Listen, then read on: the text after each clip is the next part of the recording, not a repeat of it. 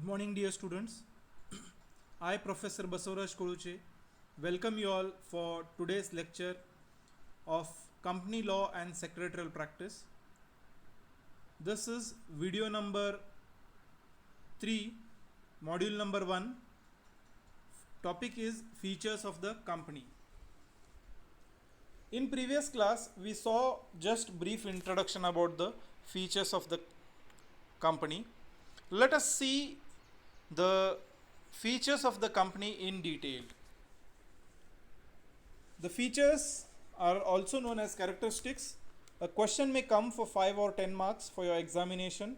Explain the features or characteristics of a company.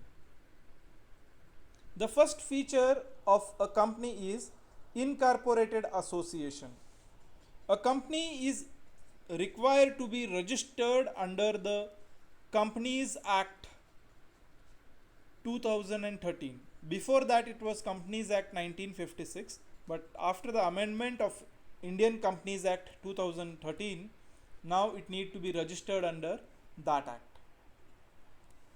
Any association of persons that is not registered and subsequently incorporated with the registrar of the company is not recognized as a company at all. So therefore, an incorporated association only is known as a company. This is the first feature of, say, company.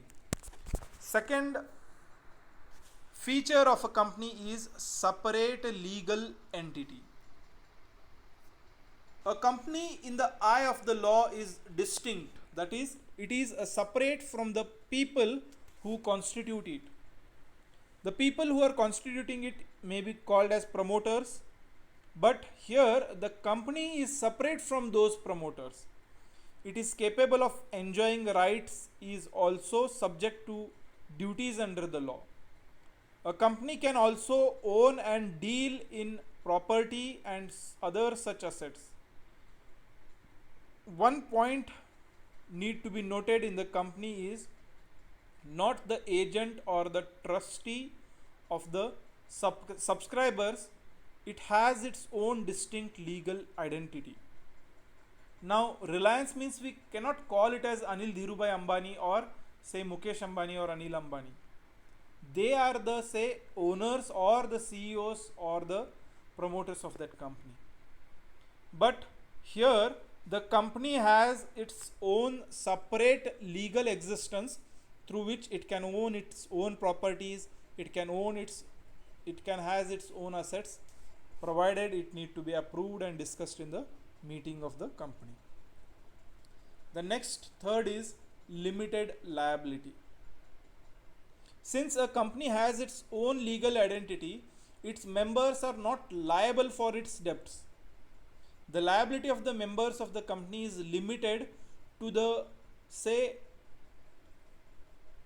share value itself.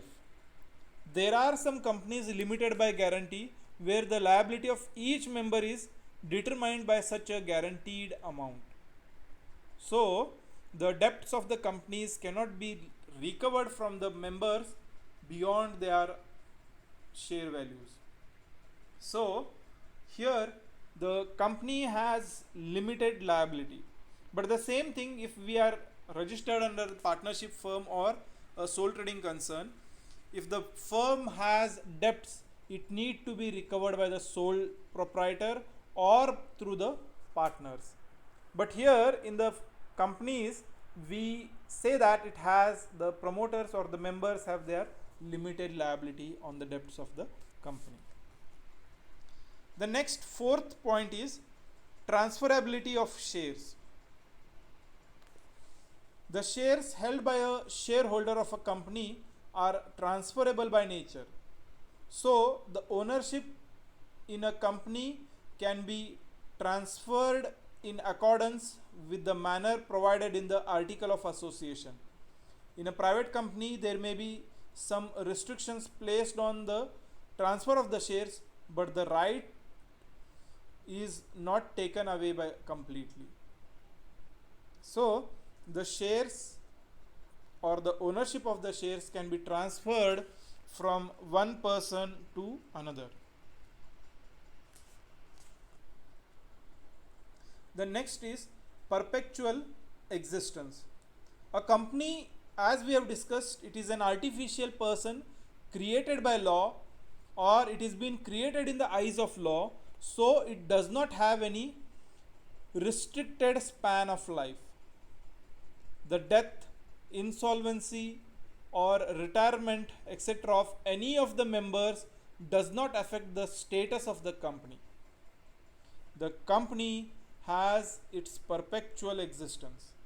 The promoters, the members, the directors, they come, work, retire, or they may be no more. There may be death, there may be insolvency of the members, but it may not be affecting the existence of the company, because the company has continuous existence till it is winded up. So, a company has a characteristic of perpetual existence. The next sixth point is, say, common seal. The directors of a company are essentially its agents. So when a director acts within his powers, a company is bound by his actions. The common seal is like a signature of the company. The directors use the seal to sign documents on behalf of the company. So until there is such a seal of the document, they cannot be enforced. So therefore, the functioning of a company happens under a common seal. The next point is voluntary association. Here, the company is an voluntary association. There will be no force by anyone or anybody to take or to become a member. So therefore, it is an voluntary association. There will be no restriction company. The next, specific objective. The company is being started, or say it will be registered with a specific objectives under which the company will be functioning or performing. The next, an artificial legal person. The company is an artificial person created by law or created in the eyes of law. We all are, say, existing, or we have a natural existence, but a company is an, say, artificial person created in the eyes of law. Then separate legal entity, already we have discussed, that is legal entity. And perpetual succession means continuous existence. So the companies have its own continuous existence in the eyes of law. The promoters, they come and they go. The promoters, they come and go. The members, they come, retire, or death may happen, etc., etc. But the existence of the company will be continuously there, and therefore a company is considered continuous existing till it is been winded up. So these are the features of a company. A question may come for 5 marks or for 10 marks. Explain the features of the company. At that point of time, you all can write and explain these points with the depending upon the marks for how much the question is there. So in this class, we shall stop here. Tomorrow we shall begin with the, say, types of the companies. If you have any doubts, questions, queries, you all can feel free to contact me. Till then, thank you. Good day.